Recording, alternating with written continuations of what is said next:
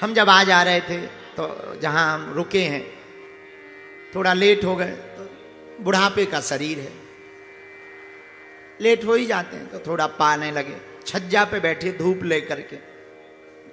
तब तक एक चेला आया, गुरुजी धूप में ज्यादा ना बैठो, काले पड़ जाओ। हम कहे भाई धूप ले लेने तो पा लेने, पाने लगे। तब तक हमारी नजर नीचे गई, सामने ये माताजी बैठी थी चौका वाली। हमने इनको देखा, हमने पुलिस वालों को कहा कि इन माताजी को बुलाओ। कहां जा रही भाई, हमने पूछा। बोली बागेश्वर महाराज को मिलने आए। तो हमने कहा तुमने मिल लिया? बोले नहीं, मिली तो नहीं है अभी, सपने में देखा था, आज तो हम चले आए। हमने कहा जब इन्होंने सपने में देख लिया, अब इन्हें कौन रोक सकता है। हम कहा चलो तुम हमारी गाड़ी पे चलो, तुम्हें बागेश्वर महाराज जी से मिलवाते। तो ये बागेश्वर महाराज जी से मिलने हमारे साथ आ गई। अब भी आगे के लगे अभी तक नहीं मिले हैं। तो धन्य है ये पूरी भूमि, धन्य। अच्छा, खूब एकदम बच्चों जैसी हंसी है इनकी। हम पूरी गाड़ी में बात करता है, हमें बहुत अच्छा लगा। उनका कहाँ की चौका, सुनार चौका, सुनारी, हाँ वहाँ की है। हमें बड़ी खुशी हुई। हमने कहा कौन कौन है घर में? बोले कोई नहीं है, अकेले हैं, बहन के यहाँ रहती हैं। हमें याद आई कि जैसी ये हैं, शायद जिनकी कथा हम करेरा की कथा को पूरे भारत में सुनाते रहते, रानी बाई भक्ति बली माता, वो भी ऐसी ही रही होगी। उनको देखा तो नहीं है, पर बुरा ना मानना, भगवान पढ़े लिखों को थोड़ा देर से मिलते, हमारे तुम्हारे जैसे ठलुओं को जल्दी मिल जाते। क्योंकि परमात्मा, इसका मतलब यह नहीं कि ज्ञान से प्राप्त नहीं किया जा सकता, ज्ञान से प्राप्त किया जा सकता, पर ज्ञान पाने वाले व्यक्ति के अंदर एक बड़ी कमी आ जाती, ज्ञानाभिमान आ जाता। भगवान को पाने का कोई सर्वोत्तम साधन हमसे पूछे तो परमात्मा के सामने बच्चे बन जाओ।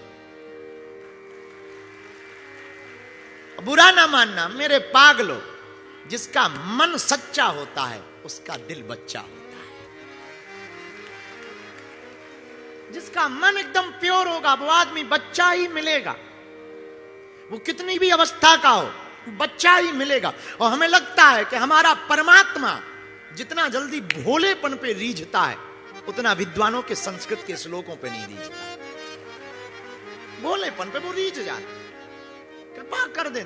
ऐसे लाखों उदाहरण हैं जो भोलेपन पे परमात्मा को पा गए। और वो भक्ति बली माता जो रानी बाई की कथा हम सुनाते हैं, वो तो सीधी सादी, पुजारी जी को ठाकुर जी नहीं मिले पर उनको ठाकुर जी मिल गए बांके बिहारी, इसी करेरा में। तो कई बार ज्ञानियों को बहुत देरी से मिलते, ज्ञानियों को मिलते हैं पर देरी से मिलते हैं। क्योंकि वैसे तो विद्या के लिए कहा विद्या ददाति विनयम, जिसके पास विद्या होगी वो विनम्र होगा। पर कई बार ना हम ज्ञानी होते नहीं, अज्ञानी अपने आप को मानते हैं। ऐसे लोग बहुत खतरनाक। कुछ लोग हमें मिलते हैं, बोले हम सब जानते हैं। क्या जानते? सब क्या जानते? बताओ, पत्थर से तेल कैसे निकलेगा? नहीं बता पाओगे? अरे सब जानते। कई बार ऐसे लोग बहुत मिलते, हम सब जानते। कुछ लोग ऐसे मिलते, हम कभी झूठ ही नहीं बोलते, समझ लेना ये कभी सच नहीं बोलता है, जो बार बार ये बोले। परमात्मा सरलता पर रीझता है, सहजता पर रीझता है परमात्मा। इसलिए हम आपसे बहुत 2 दिनों से प्रार्थना कर रहे हैं। भागवत के मध्य में हम भागवत कथा आपको सुना रहे हैं। थोड़ा देर शाम हो जाती है, रात हो जाती है, आपको थोड़ा जल्दी होती है, ठंडी का मौसम है, लेकिन हम आपको जो सुनाना चाह रहे हैं, इस कथा का उद्देश्य हमारा जो इस शिवपुरी जिले के अंतर्गत इस कथा का भाव है, हम चाहते हैं ये भक्ति की भूमि है, आध्यात्मिक नगरी है। हम चाहते हैं कि अगर आप भी गोविंद को, रानी बाई भक्तिमती शिरोमणि माता जैसा पाना चाहती हो, एक ही उपाय है, भगवान से कोई नाता जोड़ लो। महाराष्ट्र से पत्र आया है, नांदेड़ से। इन्होंने लिखा कि आपके चक्कर में हम बहुत परेशान हैं, और चक्कर यह है कि हम आपकी कथा को बहुत सुनते हैं, बहुत सी बातों को जीवन में उतारने की कोशिश करते हैं, घर वालों से तो हम निपट लेते हैं, पर पड़ोसियों से नहीं निपट पा रहे। पड़ोसी बड़ा चिढ़ाते हैं, बड़े ताने देते हैं, बागेश्वर बाबा नाम ले लेकर के कमेंट्स बाजी करते हैं। आपकी कथा से हमने बहुत कुछ सीखा। अब इन पड़ोसियों से कैसे बदला लें? या तो आप हमारे घर आ जाओ, या फिर आप वहीं से कुछ ऐसा मंत्र मार दो, इनकी बुद्धि ठीक हो जाए, या फिर इनके ऊपर कोई भूत लगा दो, ये बागेश्वर धाम आ जाएं और आपकी शक्ति को जान ले, या फिर आप हमको सन्यासिनी बना दो। आपकी बहन, आपकी दासी, आपकी भक्तनी श्रेया घोषी। बहन, भूत ही मानते होते हम, या भूत फेंकते होते, तो सबसे पहले तो हम पाकिस्तान पे ना फेंकते।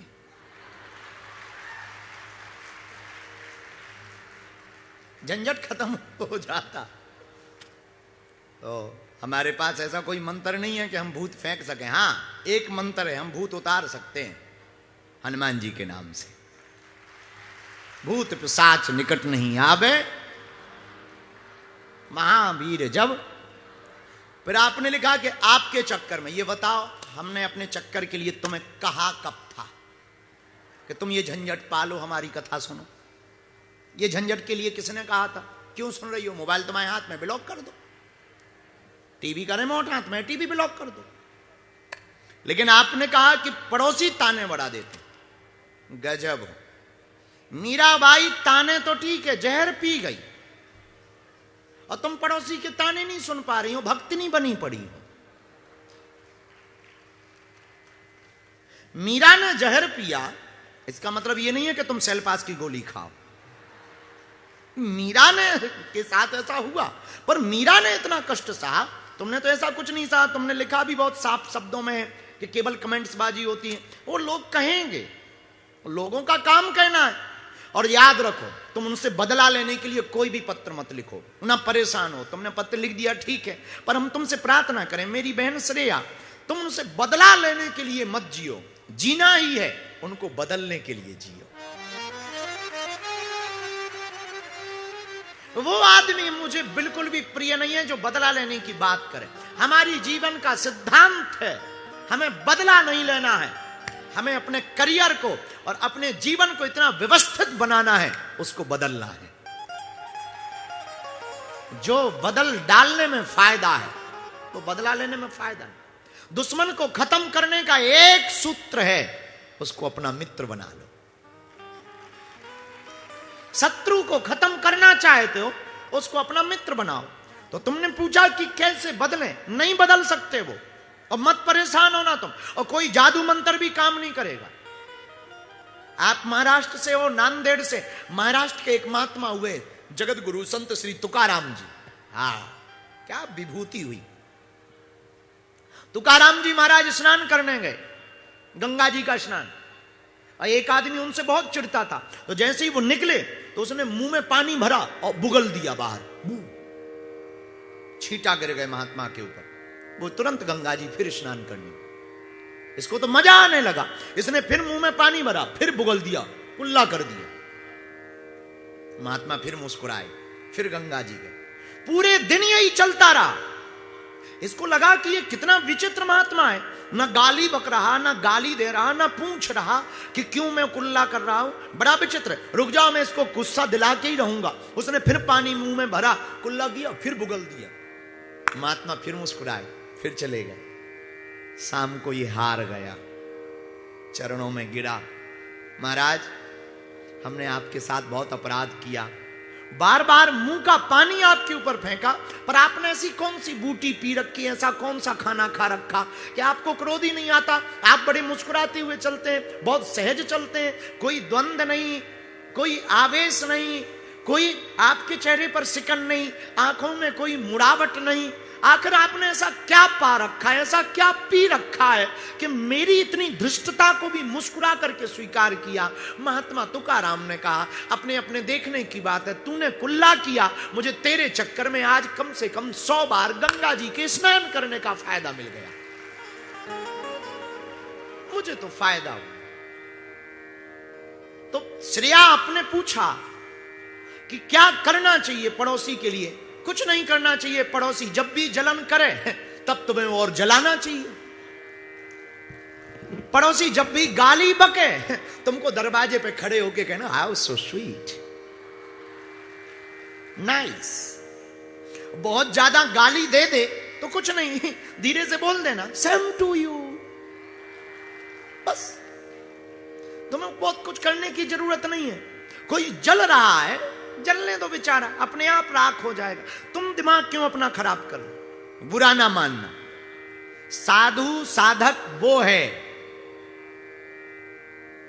जो ना तो मंडन में पड़ता है ना खंडन में पड़ता है, ना निंदा से घबराता है ना स्तुति से प्रसन्न होता है। साधु तो समवस्था का नाम, सम्यक जीवन।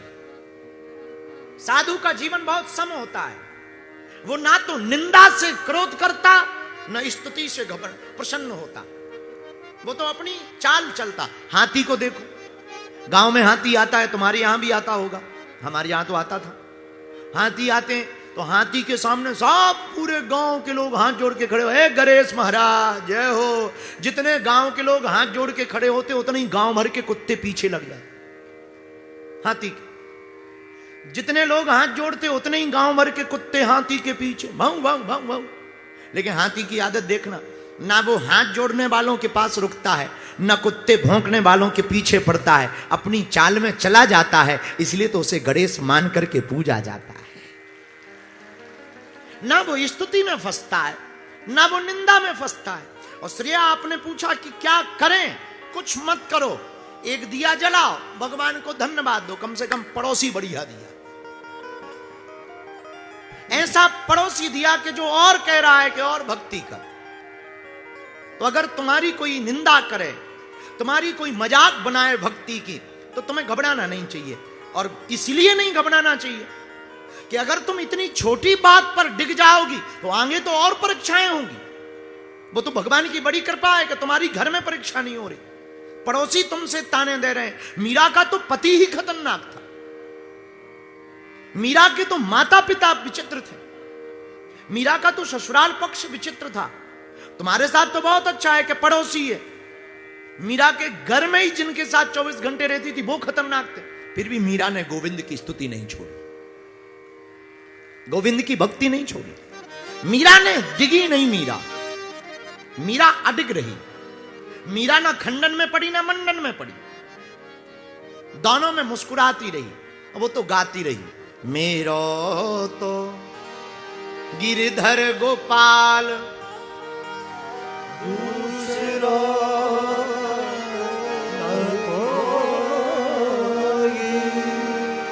मेरा तो गिरधर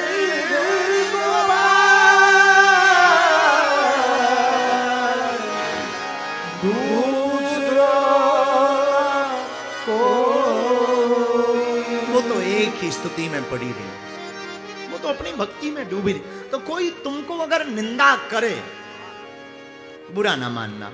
आप लोग भी बैठे, हो सकता आपके साथ भी कभी ये बात उठे, तो हम तुमसे प्रार्थना करें। कोई तुम्हारी निंदा करे, घबराओ मत। निंदा उसी की होती है जो आदमी जिंदा होता है। मरे हुओं की क्या खाक निंदा, जो मर गए उनकी कभी निंदा नहीं होती है। तो अगर कोई निंदा करे तो समझ जाना तुम जिंदा हो। और निंदा उसी की होती है जिसकी बराबरी नहीं की जा सकती। तो आदमी फिर मुंह चलाता है, जिससे लड़ नहीं सकता उससे मुंह चलाता है। तो आपने पूछा कि क्या करें, कोई मंत्र मार दो। हम तो कोई मंत्र नहीं मारने वाले। आप एक काम करो, मुस्कुराओ, भगवान को धन्यवाद दो, पड़ोसियों को थैंक यू बोलो। ठीक पड़ोसी मिले हैं आपको, कम से कम उन्होंने आपको एक नई ऊर्जा दी है कि और भक्ति करो और डूबो, भगवान से नाता जोड़ो। इसलिए मेरे प्रियजन, आज के प्रश्न में शायद आपको उत्तर मिल गया हो, ना भी मिला हो, अब हनुमान जी जाने। एक दूसरी बात,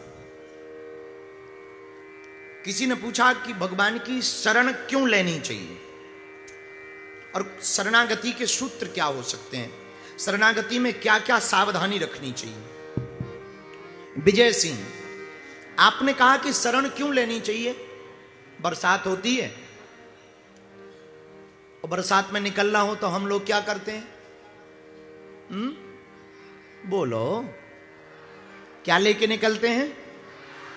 बरसात से बचने के लिए जैसे हम छाता लेकर के निकलते हैं, वैसे ही संसार की इस दुनिया में हो रही विपदाओं की बरसात से बचने के लिए अपने परमात्मा की छत्र छाया लेकर के निकलना चाहिए। तो शरणागति जरूरी है।